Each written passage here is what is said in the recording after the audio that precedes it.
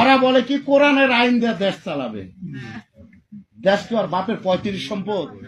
মূলত আইন বিধান জারি করার অধিকার একমাত্র আল্লাহ তাআলারই, আর এই বিধানের বলেই তিনি আদেশ দিচ্ছেন তোমরা আল্লাহ তাআলা ছাড়া অন্য কারো গোলামি করবে না, কারণ এটাই হচ্ছে সঠিক জীবন বিধান।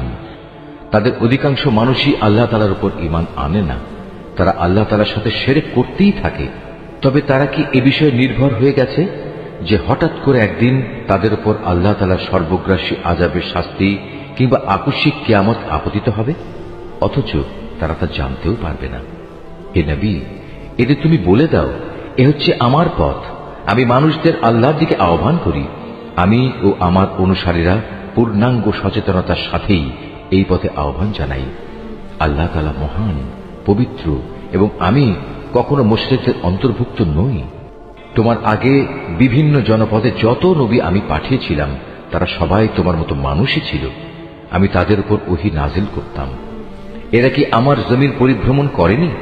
করলে অবশ্যই তারা দেখতে পেত এদের পূর্বেকার লোকদের কি ভয়াবহ পরিণাম হয়েছিল।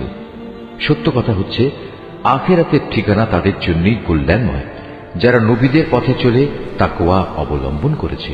পূর্ববর্তী মানুষদের পরিণাম দেখেও কি তোমরা কিছু অনুধাবন করবে না? আগেও মানুষ নবীদের মিথ্যা সাব্যস্ত করত, এমনকি নবীরা কখনো কখনো নিরাশ হয়ে যেত। তারা মনে করত তারা বুঝি সাহায্যের প্রতিশ্রুতিতে মিথ্যাবাদী সাব্যস্ত হয়ে যাবে। তখন হঠাৎ করেই তাদের কাছে আমার সাহায্য এসে হাজির হল। তখন আমি যাকে চাইলাম তাকে শুধু আযাব থেকে নাজাত দিলাম, আর নাফরমান জাতির উপর থেকে আমার আযাব কেউই রোধ করতে পারে না। অবশ্যই অতীতের জাতিসমূহের কাহিনীতে জ্ঞানবান মানুষদের জন্য অনেক শিক্ষা রয়েছে।